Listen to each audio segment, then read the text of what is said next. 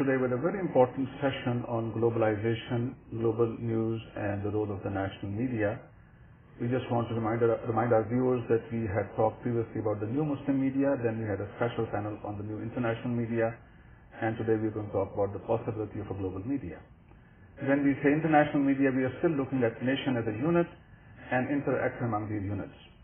But when we talk about globalization and global media, we are talking about the whole world being a single unit and forms of communication and patterns of communication that are emerging within this unit. Today we have four very distinguished panelists to address those issues. First and foremost, we have Mr. P.J. Mead, who is head of ARY One World News, and he is the head of Europe and U.S. divisions. Then we have Ms.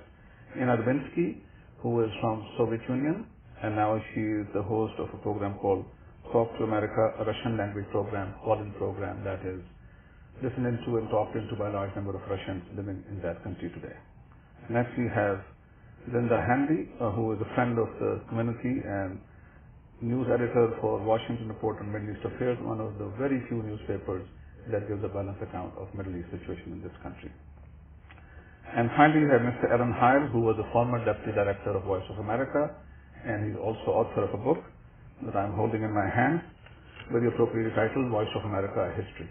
So partly we're going to review this history today, and I welcome all of you. Now let me ask you, since you are all participant observers, is there a real possibility of globalized news, or global news, where we don't look at the perspective of one country, but find some objective transnational perspective? Example will be what happened between England and Iran. England says they were kidnapped, Iran says they were arrested. Is there a neutral point for global news to take, and can we transcend that moment into a moment that doesn't take a national point of view, but have some perspectives that are relatively objective vis-a-vis these national stands? I think that would be very difficult, but I think not impossible. I think information is available from so many sources. Joseph Nye, who has talked about soft power, later renamed smart power, of Harvard University, has said that there is a paradox of plenty. There are so many different sources of news in the world, and people tend more and more to multitask, as I think we were talking about before this program, where they're doing a number of things at once. Attention deficits, then, are growing. So you have a paradox of plenty in terms of information, and then an attention deficit. And so the big problem will be how to overcome all of that. Can there be a single source? I suspect not. I think people will more and more be comparing the rich variety of viewpoints that they will get on the air. And I think Al Jazeera English is an example of trying to head in the direction of accommodating perhaps the different interest patterns than are usually ascribed to Western media in a universal language. Mr. Heil, you've hit so many interesting points in one go that I feel the need to go over some of them one by one. There may not be a single source, but is it possible to have some standardized language? As Hirsch has said, cultural literacy does not depend on other things but to know certain words and concepts and terminology in common, stock ideas in common. Can there be certain international standards of looking at things that are applied in common then? And people still have difference of how they apply them, how they interpret them, how they relate to them, but there will be some global norms and standards of observing, reporting, and discussing. Is that possible? That would be very interesting if you had a consortium of major national broadcasters and international broadcasters to discuss that very topic. I think it would be fascinating. In practice, very difficult, although I cite to you the example of Sesame Street, with which you're probably familiar, and Sesame Street does it, in my view, in exactly the right way. The Sesame Street producers go out in the field, as Gary Knell of that esteemed organization has told us, and they consult right at the very beginning with the producers in a particular country. And therefore, they adopt the terminology that country has before they co-produce the program with people in other countries, providing the funding and sometimes the resources. So consequently, you have a program that really fits, is watched by kids, but believe it or not, there is a huge overlap audience of adults. I heard, for example, that 180 million viewers in India watch Sesame Street as a result of this collaborative process. We would hope that in international broadcasting and in national broadcasting that more and more there would be the cooperation and the listening and the co-productions of programming on television as well as radio. Again, that's a very interesting point, but I understood you correctly. That is renationalization of a given message. You take a message and you repackage it along with symbol system of the local culture to make it more understandable and more acceptable. Yet the vision, the primary message, the insight is very national and specific to one culture. What I'm saying is it possible to go to a second level? Let me ask you the question away. Is it possible to denationalize news, where it's not produced from the perspective of any one country?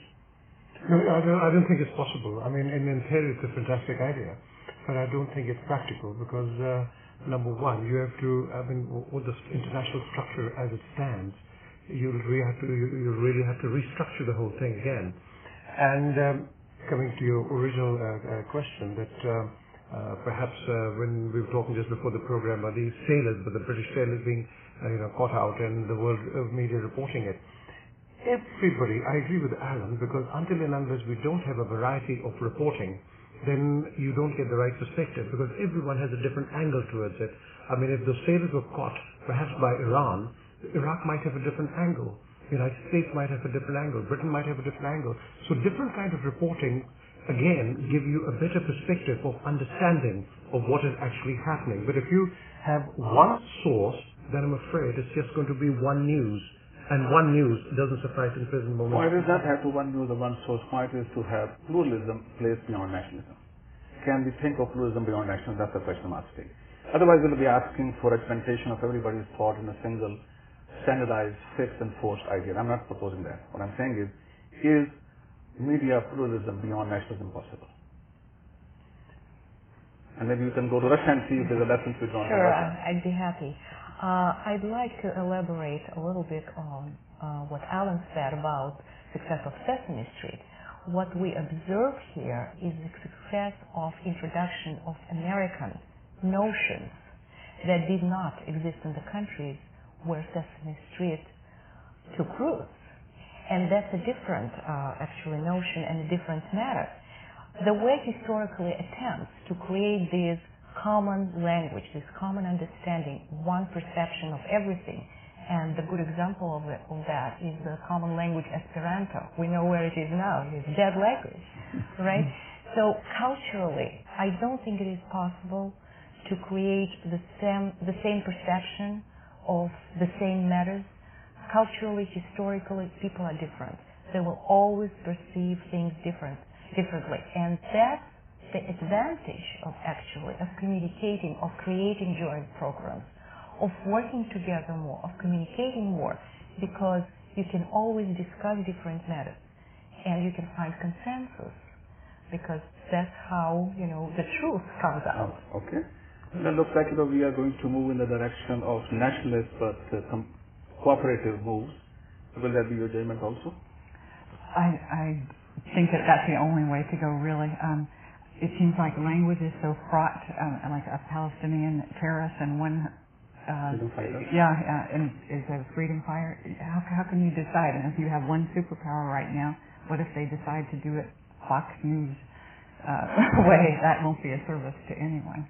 So if that being the case, then it seems like we need to talk about patterns of flow of information among countries. And I was very much struck by something you had said in your book, so if you allow me, I'll read it very quickly to you and to the rest and make it the basis of our discussion. This is your chapter 14, in which I'm very glad you're sitting next to me. You said, to the roof of the world, the Tibetan service miracle, and then you quoted Dalai Lama saying, the launch of the Voice of America's Tibetan service was like daily medicine.